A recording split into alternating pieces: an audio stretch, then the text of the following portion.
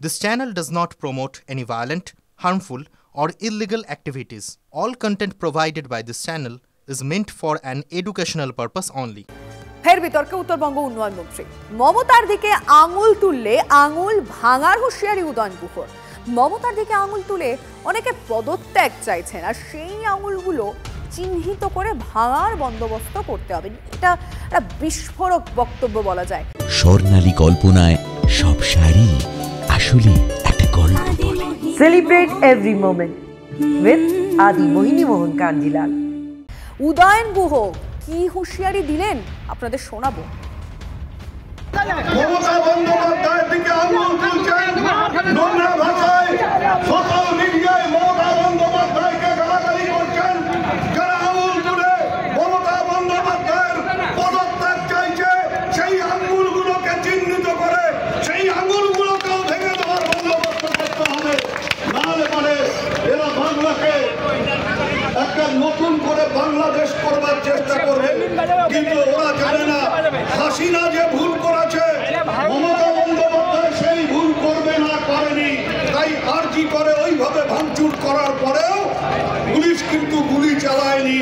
Police এখানে বাংলাদেশ করতে দেবে না, সরকার এখানে বাংলাদেশ করতে দেবে না, এবং তৃণমূলের কর্মীরা সাধারণ মানুষের সহায়তা নিয়ে বাংলাকে বাংলাদেশ করতে দেবে না।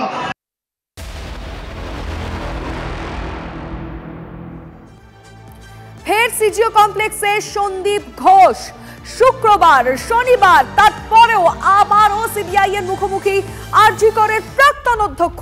গত দুদিনে প্রায় 25 ঘন্টা সন্দীপকে জিজ্ঞাসাবাদ করেন তদন্তকারীরা। রঞ্জিত আমাদের প্রতিনিধির সঙ্গে সরাসরি এই বিষয়ে কথা বলবো। আচ্ছা রঞ্জিত, 25 ঘন্টা জিজ্ঞাসাবাদ হয়েছে, সংখ্যাটা কম নয়, এবং আমরা দেখেছি মাঝখানে কিছুটা সময়ের জন্য তিনি বাড়ি যাচ্ছেন, আবার তাকে সিবিআই ডেকে পাঠাচ্ছে। কেন এতটা ঘন ঘন তাকে ডেকে পাঠানো হচ্ছে? তাহলে কি সিবিআই যারা আধিকারিকরা রয়েছেন, অফিসাররা, তার জিজ্ঞাসাবাদের যে উত্তর তাতে সন্তুষ্ট নয়?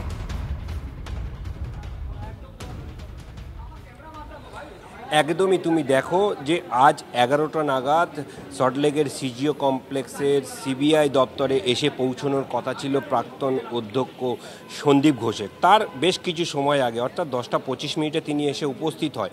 এবং তোমাকে একটুখানি ঘটনার পরম্পরাটা জানিয়ে রাখি, শুক্রবার তাকে 14 ঘন্টা জিজ্ঞাসাবাদ করা হয়েছিল, এবং গতকাল অর্থাৎ শনিবার তাকে প্রায় 13 ঘন্টার কাছাকাছি জিজ্ঞাসাবাদ করা হয়। জিজ্ঞাসাবাদে সিবিআইয়ের কিন্তু প্রশ্নের সদুত্তর দিতে অনীহা, সদুত্তর দিচ্ছেন না, এমনটা কিন্তু সিবিআই তদন্তকারী সূত্র মারফত জানতে পারছি। এবং যে ঘটনার পরম্পরা, অর্থাৎ তাদের সন্দীপ ঘোষের কাছে, প্রাক্তন অধ্যক্ষের কাছে জানতে চাওয়া হচ্ছে সিবিআই তদন্তকারী আধিকারিকরা যে ঘটনার দিন কেন দেরিতে প্রায় 3 ঘন্টা অতিক্রান্ত হয়ে যাওয়ার পরে তার পরিবারকে খবর দেওয়া হয়েছিল। পরিবারকে কি খবর দিয়েছিল? যে শারীরিক অসুস্থ হয়ে পড়েছেন। পরবর্তীতে কি খবর দিয়েছিল? যে আত্মহনন করেছে। কেন এই গড়িমসি? কেন 3 ঘন্টা বাদে তিনি খবর দিয়েছিলেন? এক। দ্বিতীয় হচ্ছে এই 3 ঘন্টা তারা কি করছিলেন? কোনো কি তথ্য প্রমাণ লোপাট করছিলেন? এই ব্যাপারেও কিন্তু সিবিআই যে তদন্তকারী আধিকারিকরা তারা কিন্তু জিজ্ঞাসাবাদ করে জানার চেষ্টা করছেন। ইতিমধ্যেই কিন্তু সন্দীপ ঘোষকে দেখো তুমি, যদি টানা 3 দিন ধরে জিজ্ঞাসাবাদ পর্ব চলছে, অর্থাৎ সেক্ষেত্রে সিবিআই তদন্তকারী আধিকারিকরা কিন্তু গতকাল রাতে, গত পরশু। রঞ্জিত তোমাকে আপাতত ধন্যবাদ, কারণ এই মুহূর্তে একটি বড় খবরের দিকে আমাদেরকে নজর রাখতে হচ্ছে। এই মুহূর্তে দাঁড়িয়ে বড় খবর, আমি পিসিআর কে বলবো, সেই বড় খবর, সেই ব্রেকিং নিউজ বিগ ওয়ালে প্লে করতে। কি বড় খবর এই মুহূর্তে টিভি9 বাংলার কাছে রয়েছে? আসুন এই মুহূর্তে ব্রেকিং নিউজে নজর রাখছি আমরা। ধৃত সঞ্জয় রায় পরীক্ষা করবেন, নতুন একটি পরীক্ষা হতে চলেছে। কি সেই পরীক্ষা? নৃশংস ঘটনার পর কোনো অনুশোচনা নেই সঞ্জয়ের। তিলোত্তমা ধর্ষণ খুনে ফরেনসিক সাইকোলজিক্যাল অ্যাসেসমেন্ট হতে চলেছে। ধৃত সঞ্জয় রায়ের এই পরীক্ষা সিবিআই কেন করবে? কি প্রয়োজন পড়ল?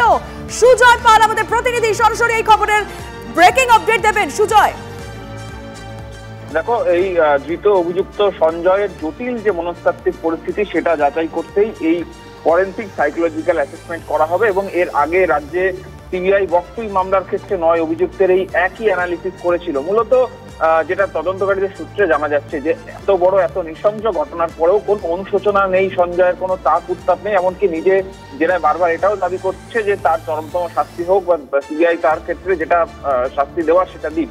ফলে কোন পরিস্থিতিতে গেলে খুন করার পরে এই নৃশংসতার পরে সে নিজের এই ধরনের শাস্তি দাবি করছে সেটাই তদন্তকারীরা যাচাই করতে যায়। সেজন্য সঞ্জয় হেফাজতে থাকার মধ্যেই দিল্লি থেকে একটি বিশেষ টিম, যারা মূলত এইমস হাসপাতালের সেই টিমকে নিয়ে আসা হচ্ছে কলকাতায়। নিয়ে আসার পরেই তার এই পরীক্ষা করা হবে এবং পরীক্ষা জেরা চলাকালীন তার সে বয়ানে সত্য কথা বলছে না অসত্য বলছে সেটা যেমন যাচাই করা যাবে, একই সঙ্গে তার জেরা চলাকালীন তার ভাবভঙ্গি, তার ভঙ্গিমা, কিভাবে কথা বলছে, কিভাবে সে রিয়াক্ট করছে, এগুলি যাচাইয়ের মাধ্যমে এই ফরেন্সিক অ্যানালিসিস করা হয়। এবং এর আগে কিন্তু 2008-এ আরুষি তালওয়ার যে হত্যাকাণ্ড, সে ক্ষেত্রেও অভিযুক্তের এই পরীক্ষা করা হয়েছিল। ফলে ফরেন্সিক এই ধরনের তদন্ত, এই পরীক্ষা খুবই গুরুত্বপূর্ণ। এবং সূত্রের খবর যে টিম আসার কথা ইতিমধ্যেই কলকাতায় সেই টিম এসে পৌঁছে গিয়েছে এবং সঞ্জয়কে জেরার মধ্যেই তারা এই পরীক্ষাটি যে চালানো হবে এবং এই পরীক্ষার যে রিপোর্ট সামনে আসে সেটা কিন্তু আদালতেও গ্রহণ হয় এবং যেটা পরবর্তীতে বিচার প্রক্রিয়ায় অভিযুক্তের শাস্তি পেতে বা সাজার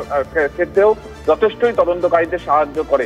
ফলে সিবিআইও এখানে চাইছে যে অভিযুক্তের সর্বোচ্চ বা কঠিনতম শাস্তি হোক, সেক্ষেত্রেই এই পরীক্ষার গুরুত্ব বা প্রয়োজনীয়তা বোধ করেই তারা এই টিমকে কলকাতায় নিয়ে আসছেন এবং এই পরীক্ষা আজ কিংবা আগামীকালের মধ্যে হবে তেমনটাও কিন্তু সিবিআই সূত্রে খবর। বেশ, আমাদের নজর থাকবে সুজন। নিঃসন্দেহে এই মুহূর্তে দাঁড়িয়ে বড় খবর তুমি দিলে টিভি9 বাংলা দর্শকদেরকে।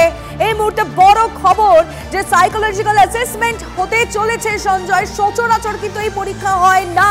এই পরীক্ষার রিপোর্টের দিকে আমাদের নজর থাকবে। একটা ছোট্ট ব্রেক নিয়ে ফিরছি।